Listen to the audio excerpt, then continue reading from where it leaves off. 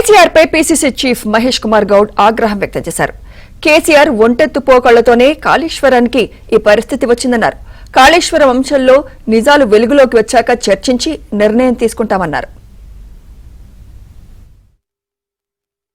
మొదటి నుంచి కూడా మేము చాలా సందర్భాలు చెప్తా ఉన్నాం. కాళేశ్వరం మీద ప్రజలకి మాకు తీవ్రమైన అనుమానాలు ఉన్నాయి.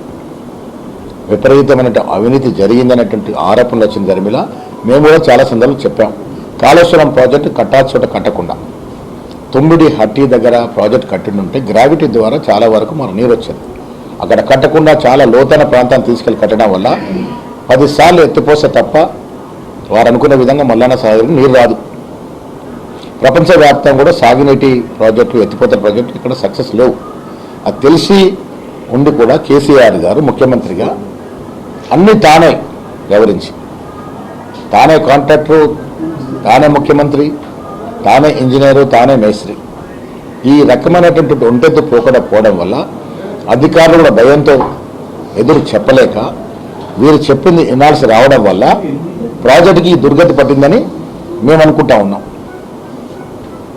ఘోష్ కమిషన్ కూడా దీంట్లో తప్పిదాలు జరిగాయి, అన్నీ కూడా కేసీఆర్ వల్లే అనేటువంటి మాట వాళ్ళ పేపర్లో వచ్చింది. ఏదేమైనా తుది నివేదిక కేబినెట్ ముందుకు రావాలి, వాస్తవాలు బహిర్గతం కావాలి. అయిన తర్వాత తదుపరి చర్యలు ఏముంటాయనేది ప్రభుత్వ పరంగా పార్టీ పరంగా మేము ఆలోచించుకొని నిర్ణయం తీసుకుంటాం. బీసీ ఉద్యమంలో కవిత పాత్ర ఏంటో ఆమె చెప్పాలని మహేష్ కుమార్ గౌడ్ అన్నారు. బీసీ ఉద్యమానికి ఎవరు మద్దతిచ్చినా తాము స్వాగతిస్తామని స్పష్టం చేశారు. మరోవైపు బీసీ బిల్లుకి మద్దతు ఇచ్చిన బీజేపీ ప్రజాప్రతినిధులు ఎందుకు తోకముడిచారని ప్రశ్నించారు. వచ్చి బీసీలకు నేను మద్దతు పలుకుతాను అంటే సంతోషం.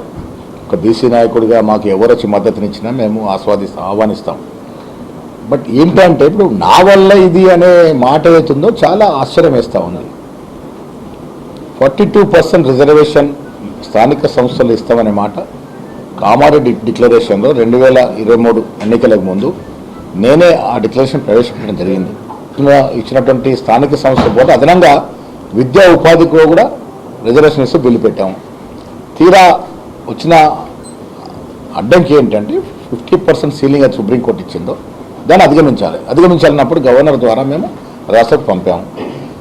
42% బిల్లు ఇచ్చినప్పుడు సపోర్ట్ చేసినప్పుడు బీజేపీ ఎమ్మెల్యేలు ఇప్పుడు కిషన్ రెడ్డి ఒత్తిడా, అమిత్ షా ఒత్తిడా, రామచంద్ర ఒత్తిడా ఎవరు మాట్లాడలేదు. ఇక్కడ మద్దతు ఇచ్చిన వాళ్ళు కేంద్రంలో మద్దతు ఇవ్వాలి కదా, ఎందుకు తోక ముడుస్తూ ఉన్నారు? 8 మందికి పైగా శాసనసభ్యులు ఉన్నారు, 4 పార్లమెంట్ సభ్యులు ఉన్నారు, అందులో ఒకరు మంత్రిగా ఉన్నారు బీసీలు. మీరు ఎందుకు మాట్లాడలేకపోతా ఉన్నారు?